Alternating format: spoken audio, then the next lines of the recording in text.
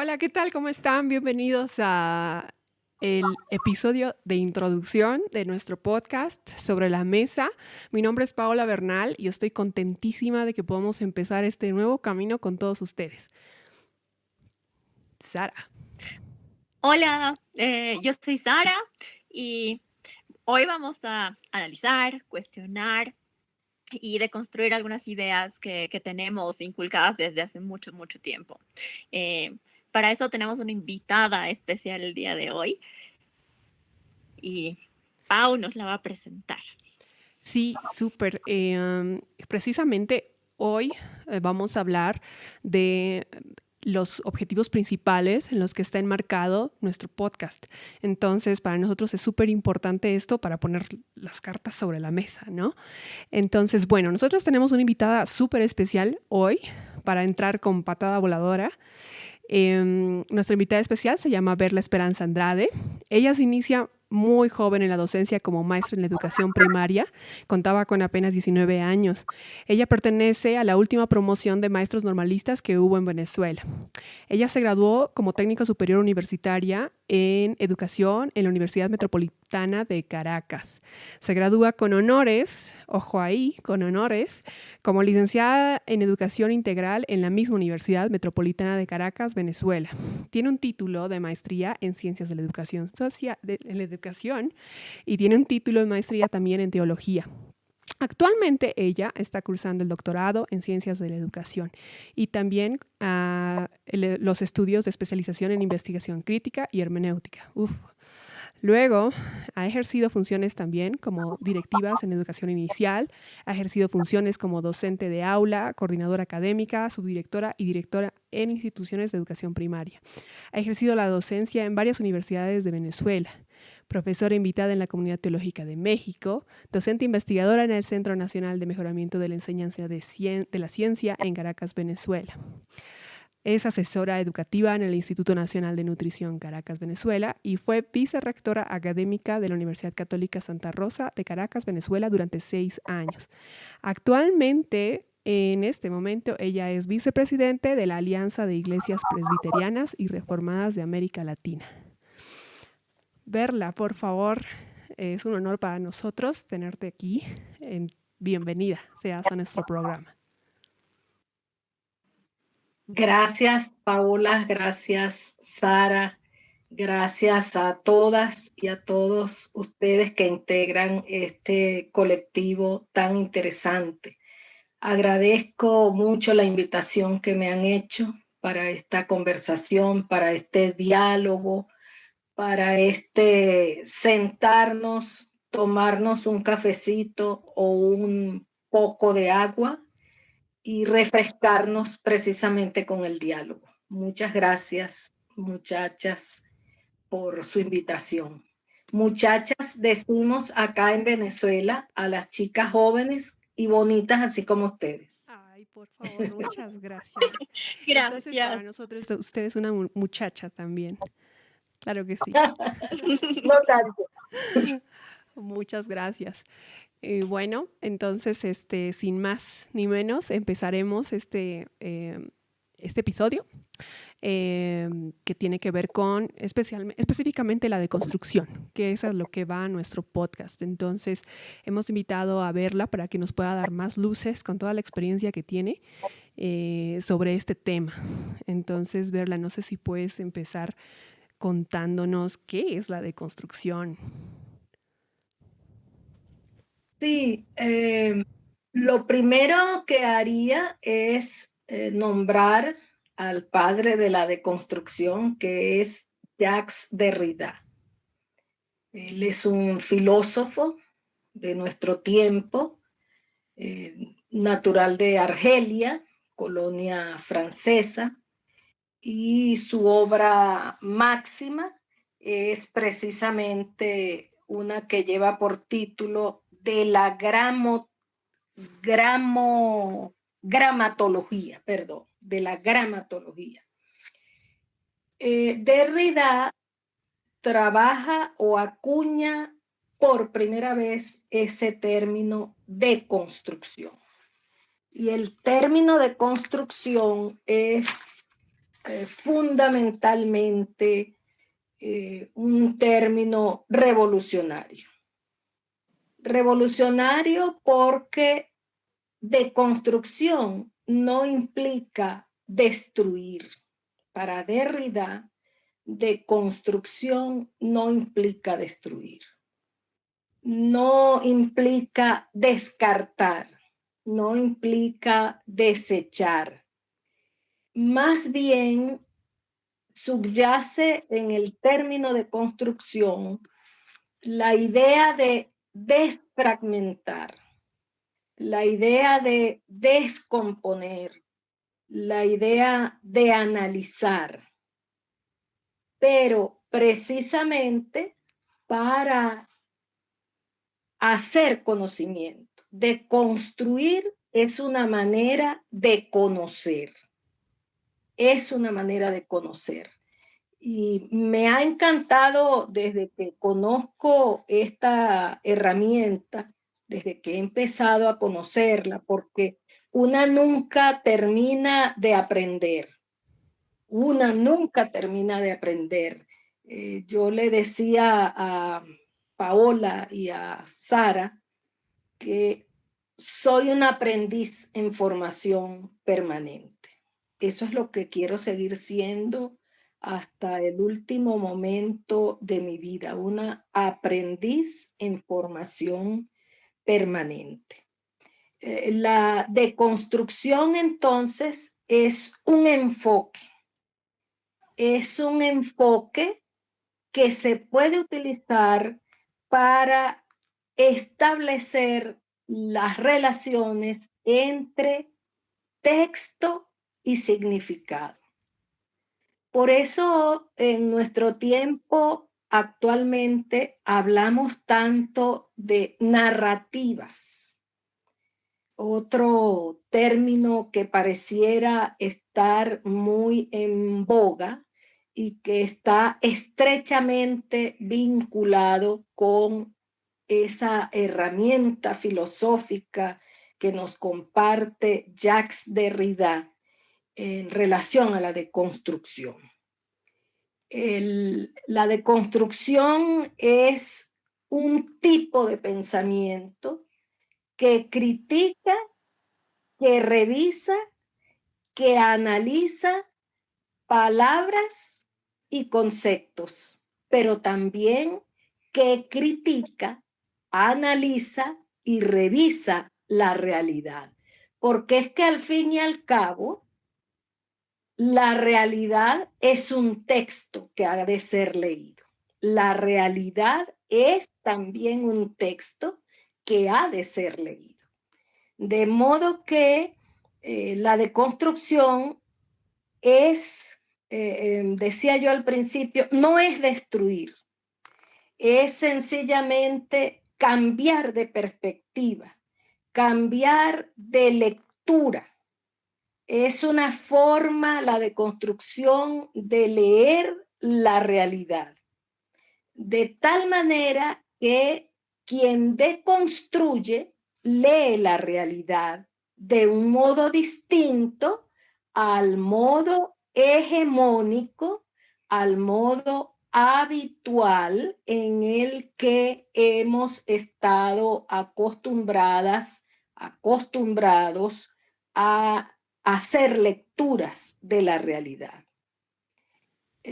Lo cual significa que deconstruir también es dejar de hacer las lecturas hegemónicas, dejar de hacer lecturas hegemónicas, pero para hacer lecturas contrahegemónicas.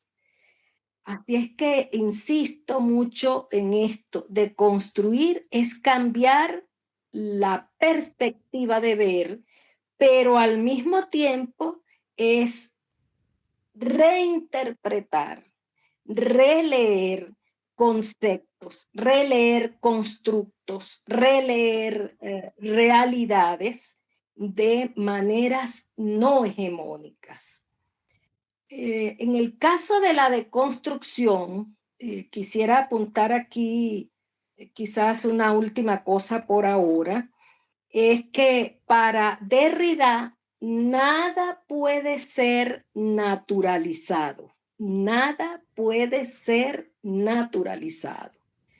Aquello que naturalizamos, dice él, encubre una intención y un orden dado. Es decir, no podemos naturalizar la justicia, la injusticia, perdón. No podemos naturalizar la injusticia. No podemos naturalizar la pobreza. No podemos naturalizar la desigualdad. Y cuando nos elevamos por encima de esas naturalizaciones, de las que a veces somos víctimas, estamos haciendo deconstrucción de la realidad. Cuando no naturalizamos, cuando no damos por sentado las cosas, cuando dejamos de mirar o miramos las realidades de manera crítica y hacemos lecturas distintas, estamos haciendo deconstrucción. Y sabes que cometo el error a veces de emocionarme mucho y extenderme mucho, pero quería decir que también en la deconstrucción, cuando se hace deconstrucción, en la perspectiva en la que Derrida lo plantea, no es que intentamos saber quiénes somos, no, es que intentamos dejar de ser quienes hemos sido. Es que intentamos dejar de ser aquello en lo que el sistema nos ha convertido, aquello en lo que las lecturas hegemónicas de la realidad nos han convertido. De modo que la deconstrucción lo que quiere, lo que persigue el planteamiento de Derrida, y yo rescato y lo nombro repetitivamente porque los maestros hay que nombrarlos de manera repetitiva, porque a los maestros hay que darles su crédito. ¿Qué es lo que persigue el planteamiento de Derrida en torno a la deconstrucción? Desmarcarnos de los moldes en los que hemos sido colocados desde que nacemos. Y aquí uno pudiera decir, ¿y cuáles son esos moldes en los que hemos sido colocadas? Esos moldes en los que hemos sido colocados desde que nacemos. He aquí una primera pregunta para la reflexión. Valga decir entonces que deconstrucción no es que se trata solo de una herramienta, es que deconstrucción o deconstruir es una actitud frente a la vida y frente a la realidad. De paso, dice Derrida en esta obra emblemática de él, de tantas que tiene, dice, nada hay fuera del texto. Nada hay fuera del texto. De modo que también, y con esto termino esta parte, deconstruir es una manera de conocer. De construir es una manera de adentrarnos también en el conocimiento. De construir es una manera también de construir conocimiento. Súper. Lo que dices es súper interesante, pero también es muy difícil para nosotras, porque nosotras hemos crecido en un ambiente, en una iglesia, en la que pensar diferente a nuestros líderes, a los pastores, a los hermanos mayores, a los ancianos, estaba mal. Está mal porque ellos tenían la razón. Este proceso de construcción que estamos empezando, que hemos empezado hace tiempo, no es fácil para nadie. ¿Qué tiene que ver esto con juzgar o criticar lo que hemos aprendido? Yo creo que, porque déjame decirte, Sara, yo tengo 66 años en este momento. Ujú. Y también tengo una historia como ustedes de proceder del ambiente religioso tradicional, quizás no tan progresista, que tuvo sus aspectos positivos en la vida, que tuvo sus elementos que es posible rescatar, que es posible conservarlos, algunos de ellos. Acuérdate que a lo mejor yo estoy muy atravesada por esto de que de construir no es destruir, Ujú. pero también sé como ustedes lo difícil que es pretender deconstruir en un ambiente donde lo que priva muchas veces son los fundamentalismos, eh, donde muchas veces pareciera que estamos en una burbuja, donde muchas veces se nos alimenta la idea de que una cosa es el ambiente religioso, el templo, la cultura eclesial, institucional, y otra cosa es el mundo allá lejos de nosotras. Pero me preguntabas qué tiene que ver de construir con juzgar o criticar. Creo que nada tiene que ver. Creo que una cosa es ese sentido, vamos a decir, ese sentido manipulador del juicio y de la crítica. Creo que tenemos que deslindarnos de esa acepción de lo que es crítica y de lo que es juicio. Esa acepción, si se quiere, un tanto coloquial. No es lo mismo esa acepción que la mayoría de las personas le dan al término crítica, al término juicio, al término juzgar, que lo que subyace detrás de la idea de deconstruir. Porque creo ciertamente que detrás de la idea de deconstruir, lo que subyace es precisamente el pensamiento crítico.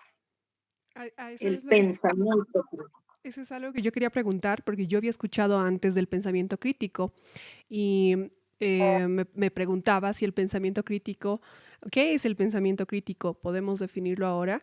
Y también si tiene algo que ver con la crítica, como la conocemos, ¿no? De que, uy, la Paola está criticando a la iglesia, ¿no? Está criticando lo que creemos. Entonces, sí ver si realmente está ligado el pensamiento crítico a este tipo de crítica. ¿Sabes qué?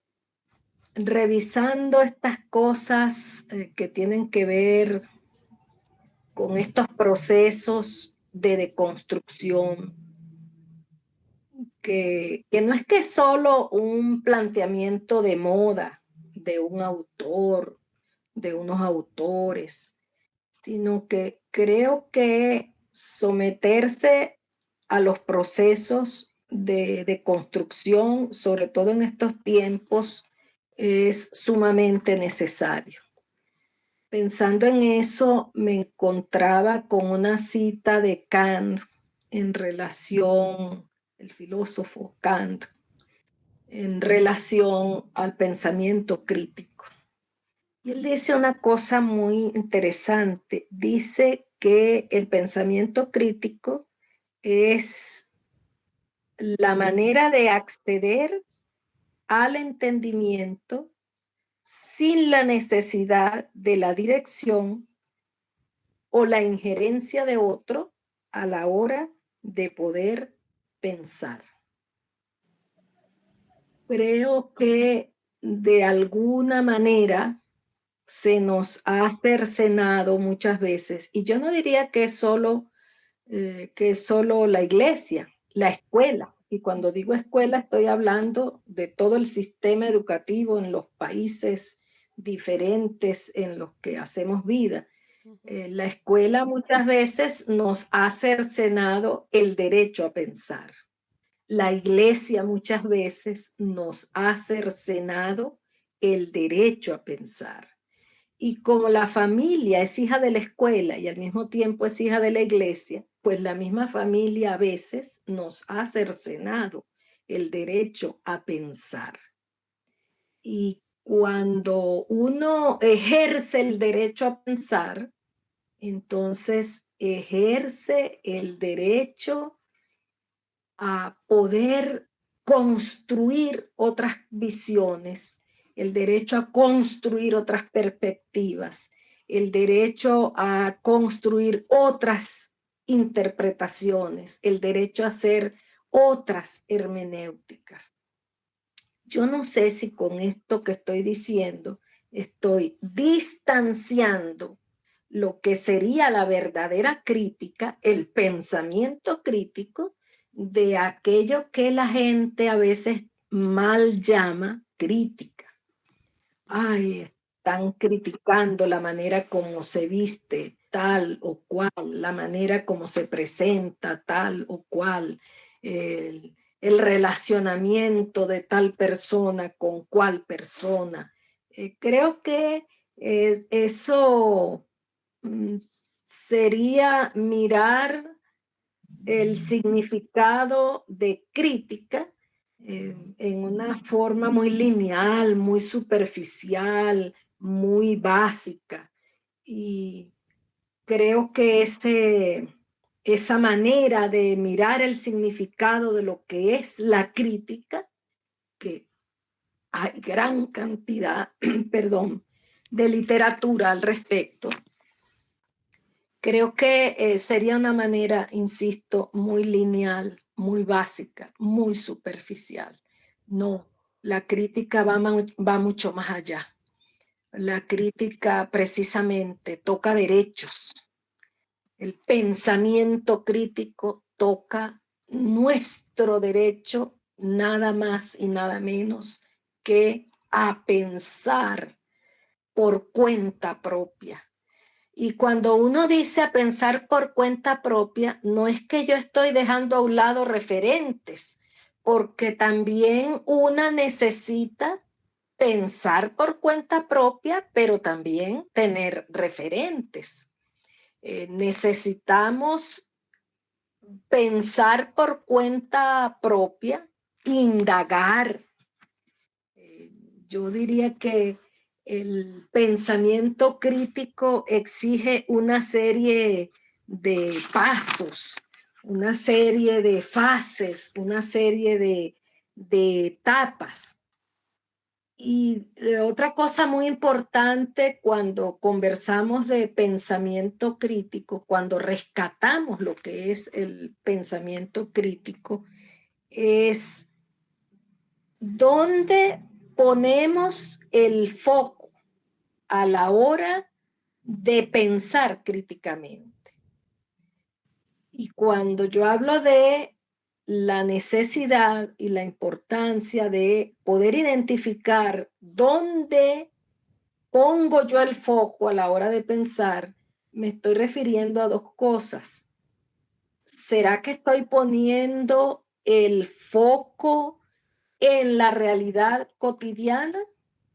¿O será que estoy poniendo el foco en lo que se llama la virtualización de la vida? Porque estamos en un tiempo en donde ciertamente hay una realidad, pero o no solo una, sino muchos planos de la realidad, y aquí caeríamos a lo mejor en profundidades filosóficas que no es el momento en este diálogo, ¿no? Pero sí creo que uno tiene que identificar bien dónde estoy, en la Matrix, dónde estoy, dónde está mi foco. No sé si se acuerdan de la famosa película esta de la Matrix, ¿no? Sí, sí. Sí, y cómo el sujeto hoy día está en la necesidad de ubicarse. O estoy en la Matrix, o mi foco está en la realidad cotidiana. Eso es muy importante precisarlo a la hora del pensamiento crítico. En- Sí, perdón. entonces, Viste que yo me emociono. ya se emocionó. Volviendo al tema de la deconstrucción. Entonces, ya entendimos cuál es el objetivo principal de la deconstrucción.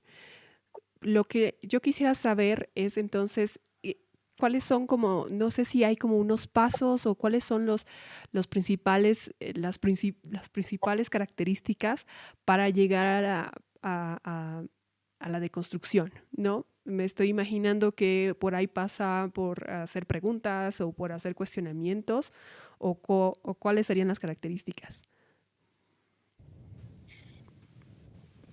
Creo que para hacer de construir, y yo diría de construcción, y yo diría que más bien para uno deconstruirse, porque yo creo que no podemos hacer deconstrucción si no estamos dispuestas y dispuestos a deconstruirnos nosotros mismos, nosotras mismas. Es un proceso que tiene que atravesar todos nuestros sentidos, que tiene que atravesar toda nuestra corporalidad, todo el sentir, todo el emocionar. Yo no soy muy amiga de las fragmentaciones. Somos hijos también e hijas de una escuela que nos fragmentó. Una cosa es lo que decimos, una cosa es lo que pensamos, otra cosa es lo que sentimos, otra cosa es lo que hacemos. Entonces, un proceso de deconstrucción tiene que implicarnos de manera integral como personas. Lo primero es que hay que poner en duda mis esquemas, es decir, lo propio. Hay que poner en duda lo ajeno. Hay que poner en duda lo que Sara piensa, lo que Paola piensa, lo que yo misma pienso, lo que yo pensaba 40 años atrás y lo que pienso hoy, 40 años después. En segundo lugar, uno al poner en duda tiene que indagar sobre otras posibilidades, sobre otro tipo de respuestas, sobre otro tipo de respuestas frente a aquello de la realidad que me problematiza. No pensar siempre en las respuestas, como decía hace un rato, hegemónicas. No pensar siempre en las respuestas habituales, en las llamadas respuestas naturales. No, hay que indagar. Y más que indagar, yo diría que hay que, y aquí sería en tercer lugar, hay que rastrear aquello que está escondido. Hay que rastrear las intencionalidades reales que están detrás de las realidades. Hay que rastrear aquello que está detrás del orden establecido. Por otro lado, y quizás no es cuatro, es que es difícil separar esta amalgama de acciones necesarias para un proceso de construcción. que al mismo tiempo es un proceso del pensar crítico.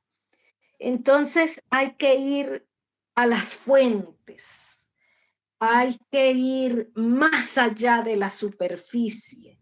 Es decir, no puedo conformarme con lo que me dice alguien desde un púlpito, llámese sacerdote, llámese pastor, llámese pastora, llámese religioso, religiosa, llámese político, política.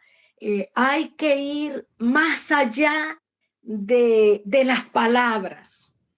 Hay que ir más allá del texto, hay que ir más allá de las narrativas dadas, de las narrativas impuestas a través del poderío, por ejemplo, de los medios de comunicación. Llámense redes sociales hoy, llámense medios audiovisuales como los estamos conociendo actualmente. Lo otro es que tenemos que confrontarnos. Y hace un rato yo decía, hace unos segundos, el pensar o confrontarme yo misma en mis esquemas, en mis conceptos, en mis prejuicios, en mis preconceptos que yo tenía, los que tengo. ¿Qué diferencia hay en lo que pienso hoy con respecto a lo que pensaba 20 años atrás? Con respecto a lo que pensaba 50 años atrás. Y aquí una se aterra porque yo decía en este momento, y no se trata claro, pero es que eras un adolescente. 50 años atrás eras un adolescente de 16 años. Muy bien, está bien, aceptemos que hay características propias de esas etapas de la vida, pero también uno podría decir, ¿y cómo piensa hoy un adolescente de 16 años? De modo que es eso, poner en duda, indagar, rastrear, ir más allá de la superficie, ir a las fuentes, confrontarnos. Todo eso es necesario para el pensar crítico. Y todo eso es necesario para poder exponernos a procesos de deconstrucción, porque es eso, una exposición a los procesos de deconstrucción. Es un darnos permiso para exponernos a los procesos de deconstrucción. No es fácil, no es fácil. El precio que hay que pagar es muy elevado muchas veces y hay que estar dispuestas y dispuestos a pagar los precios de pensar por uno mismo, de pensar críticamente y de pensar haciendo uso de la deconstrucción como herramienta. Y verla, ¿y por qué, digamos, pongamos en el ejemplo de que, bueno, yo no, ¿cómo me explicarías a mí de por qué la deconstrucción es importante en el ámbito de la fe, pongámoslo acá? ¿Por qué debería yo de pensar en la deconstrucción? Eso. O tal vez, ¿cuándo debería pensar en la deconstrucción? O sea, ¿cuándo estoy, por ejemplo, he estado mucho tiempo escuchando lo mismo, diciendo lo mismo y para mí está bien, pero ¿en qué punto me doy cuenta yo misma de que tengo que empezar a pensar en que tengo que pasar por estos procesos que dices de deconstrucción? Yo diría que es un despertar de la conciencia, por una parte. Es un despertar de la conciencia.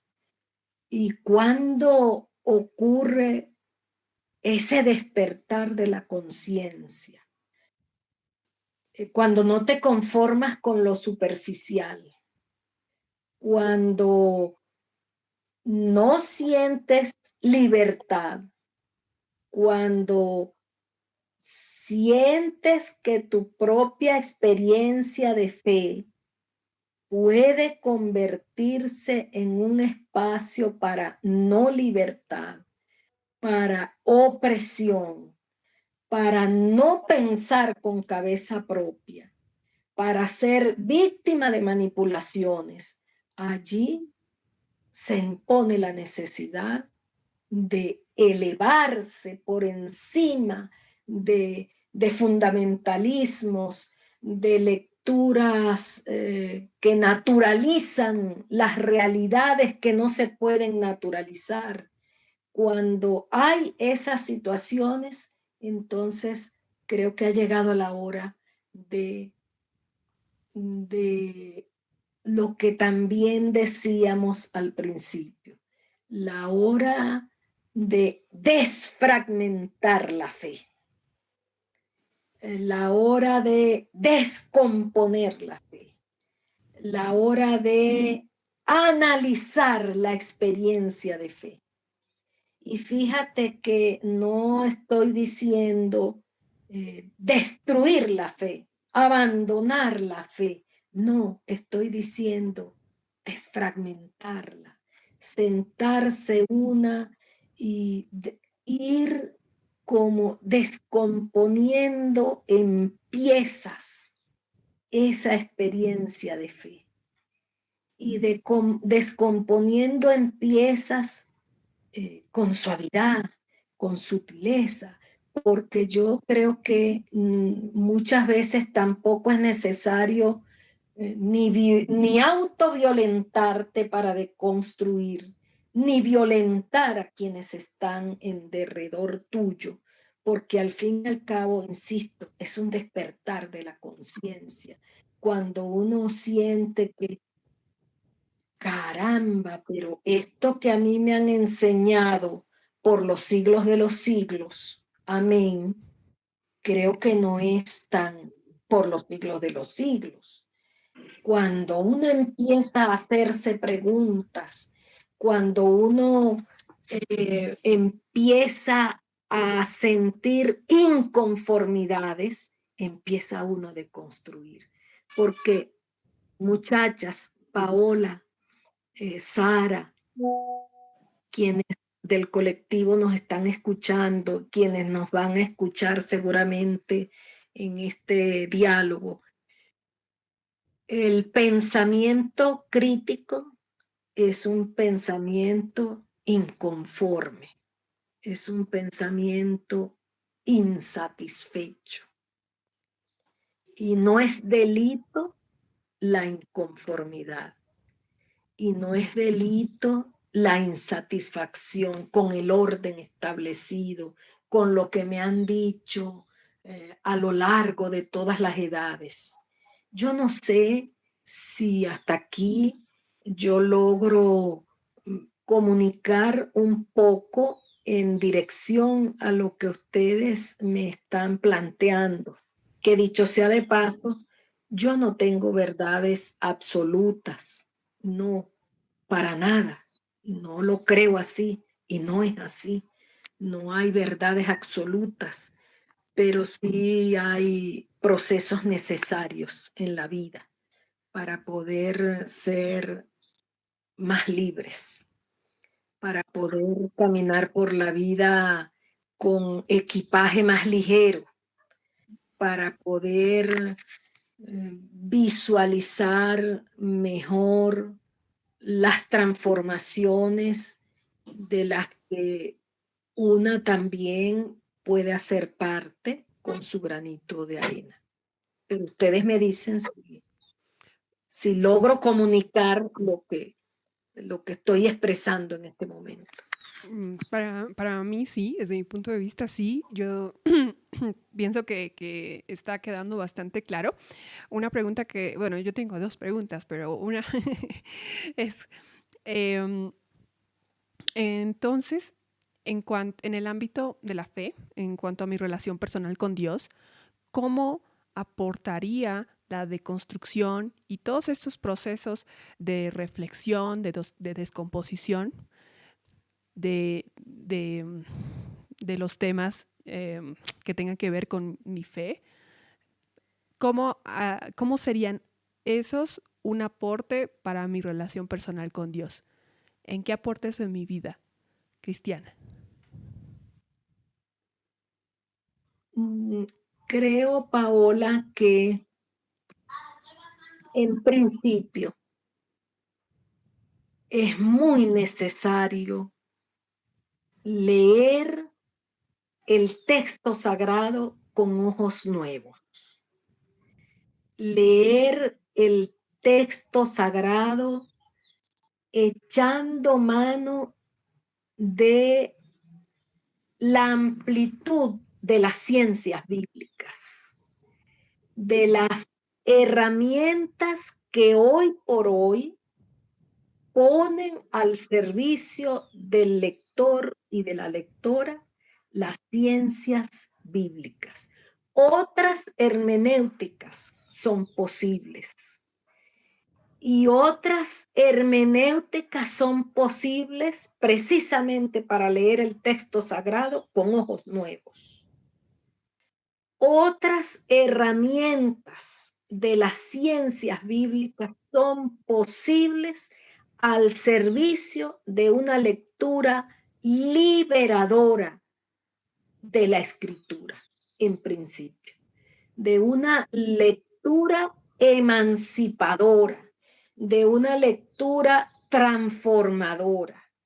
Entonces, en este sentido de la fe, de la vida cristiana, de la vida eclesial, mi gran apuesta es porque leamos el texto sagrado con ojos nuevos, echando mano de las múltiples herramientas que hoy por hoy nos ofrecen las ciencias bíblicas, entre muchas, la hermenéutica, la arqueología, la antropología. Es decir, no podemos seguir leyendo el texto sagrado, leyendo la fe cristiana con ojos antiguos, con ojos desfasados en el tiempo, en el espacio, en la realidad. Tenemos que leer el texto sagrado con otros ojos. Pero fíjate que no estoy diciendo con otros ojos por mí misma o por mí misma. No, echando mano de las herramientas actualizadas que nos ofrecen hoy día las ciencias bíblicas, entre ellas la hermenéutica, para poder tener lentes nuevos. Con nuevos cristales. Me encanta. Con nuevos cristales. Otra de las cosas que a Sara y a mí nos encantó al momento de hacerte la invitación fue tu edad, porque, porque es bien impresionante porque como como una persona a tu edad puede hablarnos de construir, de desaprender, de volver a aprender, porque muchas veces se cree que como, yo ya soy una persona mayor, es como, no voy a aprender nuevas cosas, ya, es como que es lo que es. He escuchado esto muchas veces, entonces para mí es como algo bien interesante, especialmente no solo para los jóvenes, sino por las personas mayores, ¿no? Y ¿cuándo piensas tú que deberíamos este proceso de construcción, de cuestionar, es para toda la vida? ¿Es o termina en mi adultez o solamente es para la juventud? ¿O cuáles son los límites de la edad en esto? Pues fíjate que yo creo que no hay límites. Yo no sé si allá en el país de ustedes hay un refrán que aquí en Venezuela usamos mucho en este caso, la gente dice, loro viejo no aprende a hablar. Ese es un refrán Sí. popular aquí, de la Aquí, sabiduría popular. aquí Pero creo que el yo, refrán es el perro viejo no aprende nuevos trucos, ¿no? Ajá. Es lo que conocemos aquí Sí. en Bolivia. pero sabes, yo creo que eso es con todo y que es la sabiduría popular, y yo creo en la sabiduría popular, creo que el saber académico no es el único saber. Creo en el saber popular, en la sabiduría popular, pero aún así hay que deconstruir esos decires de nuestro pueblo, esa manera de pensar de nuestro pueblo. Yo sí creo que el loro viejo y perro viejo sí aprenden nuevos trucos y sí aprenden a hablar. Creo que es cuestión, y aquí estaríamos hablando del límite o no, creo que es cuestión de una actitud ante la vida. Por eso yo les compartía en uno de los mensajes que intercambiamos que yo me considero una aprendiz en formación permanente. No he terminado, terminaré cuando cierre por última vez o me cierren por última vez los ojos. Es decir, creo que los procesos, estos de los que estamos hablando, del pensamiento crítico, de la deconstrucción, de la confrontación de nuestros propios esquemas, de nuestros propios conceptos, preconceptos, prejuicios, de los constructos que hacemos a lo largo de la vida. Creo que esos procesos no tienen límite. Y qué bueno que se esté dando. Yo siento que esto que se está dando entre nosotras esta tarde es precisamente algo muy necesario que yo lo convertiría en propuesta, como un saldo organizativo de esta conversación. Y es que yo creo que hoy más que nunca debemos promover la gente joven como ustedes y la gente no tan joven como yo. Debemos promover un diálogo intergeneracional de manera permanente. Es mucho lo que yo puedo aprender de ustedes, que son jóvenes, de ustedes que tienen la frescura de la juventud, de ustedes que tienen la iluminación que dan los años jóvenes por los que yo también pasé.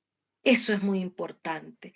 Pero también, mis queridas muchachas, Paola y Sara, es muy importante escuchar de las viejas generaciones, porque aunque dicen también por allí en la sabiduría popular que nadie aprende en cabeza ajena, yo sí creo que los aportes de los que nos han precedido son importantes para no cometer los mismos errores. Yo mirando a la juventud de hoy, mirando a jóvenes como ustedes, con estas iniciativas tan hermosas como las de este colectivo, y mirando otras iniciativas de tanta gente joven en el mundo, créanme que estoy esperanzada precisamente en que otro mundo es posible, porque están ocurriendo o está ocurriendo un despertar de la conciencia, más tempranamente, más tempranamente. Yo lo único que lamento, no sé si lamentarlo o no, pero diría que es lo único que lamento, es no haber tenido a la edad de ustedes las herramientas con las que hoy puede uno encontrarse. Que, que se nos dijera que bueno, si se nos hubiera dicho cuando yo tenía la edad de ustedes, pueden pensar por ustedes mismos, pueden cuestionar, pueden no estar de acuerdo, dense permiso para hacer sus críticas, para hacer sus cuestionamientos, para hacerse preguntas. Yo creo que ustedes hoy día tienen que echar mano de esas libertades. Piensen de manera crítica, ejercítense en el pensamiento crítico, porque eso es un ejercicio, así como ustedes tienen que hacer, ustedes y yo, que soy muy sedentaria, eh, hay que hacer ejercicio físico para estar en forma. Hay que ejercitar el pensamiento crítico para poder estar expuestas y expuestos a lo que implica la deconstrucción. Muchas Y gracias. como, Sí. antes de terminar, ¿cómo ejercitamos el pensamiento crítico? ¿Qué es lo que tenemos que hacer para ejercitar nuestro cerebro, nuestro pensamiento, para poder deconstruirnos? Por un lado, creo que en esta era digital, que era digital y de grandes avances en materia de inteligencia artificial, cosa de la que ustedes tienen mucho que enseñarnos. En este momento caracterizado por todos estos avances tecnológicos, creo que hay que rescatar todas las bondades de esos avances tecnológicos, porque sin duda los tiene, grandes avances. Fíjate, yo pensaba,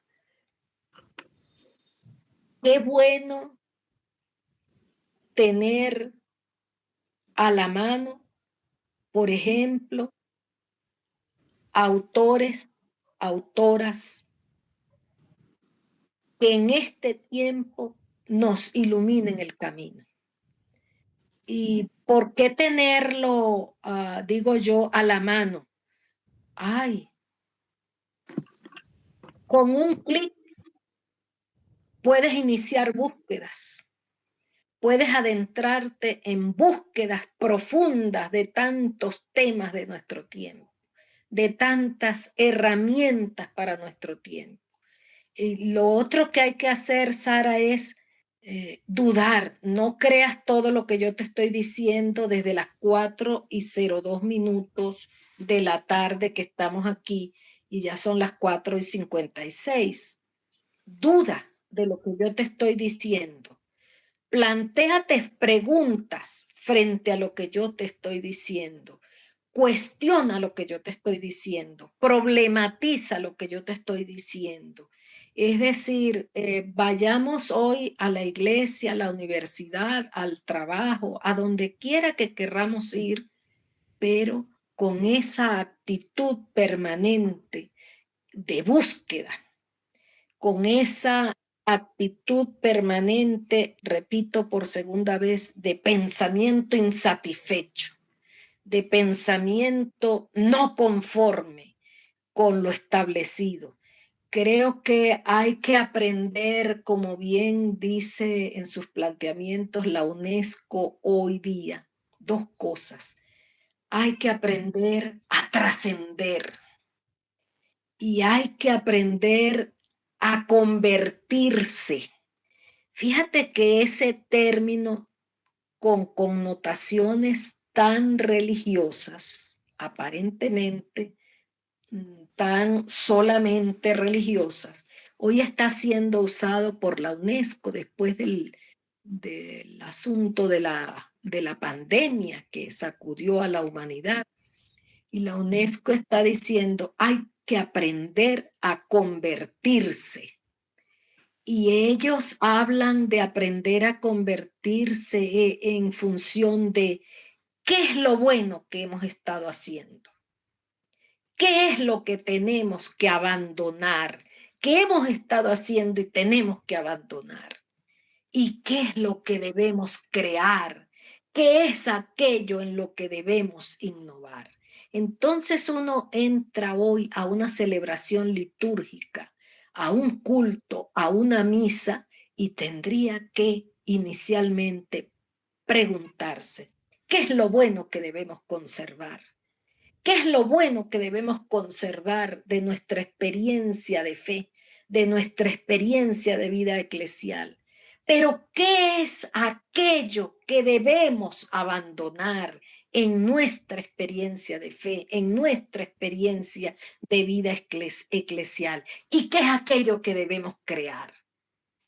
Yo siento, Sara y Paola, desde lo más profundo de mi corazón, que esto sería ejercitarnos para el pensamiento crítico, que esto sería ejercitarnos para los procesos de deconstrucción de nuestra fe, de nuestra experiencia eclesial, y para aportar de cara a ese otro mundo posible que plantea, por ejemplo, Jesús en el Evangelio. Amén. Me encanta verla. Como última pregunta, antes de, y ya obviamente ya nos pasamos del tiempo, pero me encanta todo lo que estás diciendo. Genera muchísimas luces, así como lo estábamos pensando. Entonces, Tenemos muchas más preguntas. sí, tenemos Muchísimas más. Esperamos que puedas acompañarnos igual en otros temas. De hecho, este programa se trata sobre eso, ¿no? Nuestra idea es cuestionar, es dudar, es deconstruir muchas de las cosas que hemos aprendido, ¿no? El desaprender. Y esto para poder igual continuar y conocer mejor a Dios y tener una experiencia personal mucho más profunda con Dios. Entonces, mi última pregunta va, ¿cuál ha sido tu experiencia en tu vida con la deconstrucción? ¿Cómo la has vivido tú? Mira, creo que la he vivido con libertad, la he vivido con libertad, la he vivido con paciencia. Me he dado permiso para dudar, para cuestionar, para aprender, desaprender, reaprender. Lo primero es que uno tiene es que tener paciencia con uno mismo en ese proceso.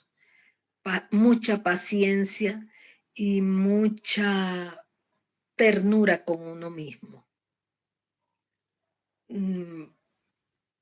Ustedes, porque han llegado, digamos, al mundo del pensamiento crítico más tempranamente que yo, seguramente, pero precisamente por eso tener paciencia con uno mismo y también tener paciencia con los demás, un profundo respeto por los demás, una profunda tolerancia por el otro, por la otra, porque no tenemos que tener los mismos ritmos. No siempre nos damos permiso para las mismas cosas, para los mismos procesos. He tenido al interior de la iglesia a la que yo pertenezco, acá en Venezuela, muchísimo respeto, muchísimo cariño por las cosas en las que creo. A veces creo que no siempre son aceptadas, porque no siempre vamos a encontrar que todo el mundo está de acuerdo con una. No, yo sé que probablemente haya muchas personas que no piensan como yo pienso, pero ha habido afecto, cariño, respeto, tolerancia y eso, paciencia con una misma y paciencia con los demás. Pero también tiene su precio, ¿no? No siempre lo que una dice va a ser aceptado. A veces puede que las personas vean fantasmas frente a lo que uno dice. Son procesos complejos, como son todos los procesos eminentemente humanos. El ser humano es complejo. El ser humano es complejo, pero la vida vale la pena ser vivida. Y pensar con cabeza propia vale la pena. Pensar por uno mismo, echando mano de otros referentes, recordemos eso, siempre vale la pena. Siempre vale la pena porque hoy por hoy, hablando de construcción, que de construir no es destruir, hoy por hoy yo siento mi fe robustecida, yo siento mi fe consolidada, siento mi fe más centrada. Me siento en mi experiencia de Dios, en mi vivencia de Dios, me siento liberada, liviana, tranquila, serena. Y eso ocurre cuando, bueno, no hay en tu interior, no hay ataduras, opresiones. Y las ataduras se van deshaciendo en la medida en que somos capaces de atrevernos, porque hay que atreverse, hay que ser valientes, atrevernos a dar, atrevernos a cuestionar, a atrevernos a expresar lo que creemos. Hay que ser valientes para conducirnos como personas que somos sujetos de derechos. Y el libre pensamiento, la libre expresión de aquello que pensamos son derechos fundamentales que hay que ejercer, que hay que ejercer. Es parte de la dignidad humana, es parte de la dignidad que nos merecemos todas y todos los seres humanos. Wow, me quedo con lo que has dicho, que deconstruir no es destruir y que pensar con cabeza propia vale la pena. Creo que es algo que estamos aprendiendo, que queremos seguir aprendiendo y queremos agradecerte muchísimo por tu tiempo, muchísimo por enseñarnos también. Gracias, Verla. Este primer programa que tenemos, sin duda alguna, tiene mucha bendición y mucha sabiduría y estamos muy agradecidas por poder tenerte como nuestra primera invitada y esperamos poder tenerte en los siguientes episodios también. Sí, muchas gracias, Sara. Muchas gracias, Paola. De verdad, con muchísimo cariño, les deseo todo el éxito y valoro mucho este gesto de ustedes. No me lo esperaba, fue una sorpresa para mí muy grata. Se me aguaron los ojos, déjenme decirles, porque no nos conocíamos. Algo escucharon ustedes por ahí acerca de algunas cosas que yo compartí y no, creo que el aprendizaje ha sido mutuo en esta tarde, porque precisamente las preguntas de ustedes son las que detonaron en mí los procesos de reflexión. Y esto es muy importante, de modo que ustedes también me han enseñado. De modo que aquí hemos tenido un bello intercambio de opiniones, de pareceres, de ideas, y eso ha sido lo hermoso. A mí me parece que esto es una valiosísima oportunidad para este diálogo intergeneracional del cual hablábamos hace un rato. Les deseo una vez más todo el éxito en esta iniciativa comunicacional, porque este es el tiempo de aprovechar las comunicaciones, de aprovechar las herramientas, de poder, recuerden ustedes que decía Ortega y Gasset que, si no recuerdo mal, era él quien decía que el hombre, el ser humano, es ser humano por la palabra. Entonces, hoy hemos tenido acceso a la palabra, tanto ustedes como yo. Así es que nos hemos dignificado en nuestra condición humana. Somos precisamente porque somos seres humanos, porque somos personas, al hacer uso de la palabra como lo hemos hecho en esta tarde tan hermosa, nos hemos dignificado como seres humanos, como personas. Así es que adelante con todas estas iniciativas que ponen en ejercicio la palabra, pero también el oído.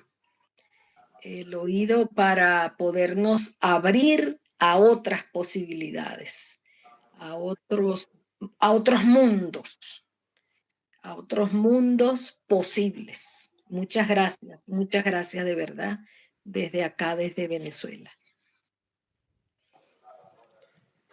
Bien, entonces hemos terminado nuestro programa llenas de preguntas todavía, también con ideas nuevas que tenemos que pensar y esperando poder ejercitar nuestro pensamiento crítico y esperando de construirnos con respeto hacia nosotras mismas y hacia los demás, como tú dices.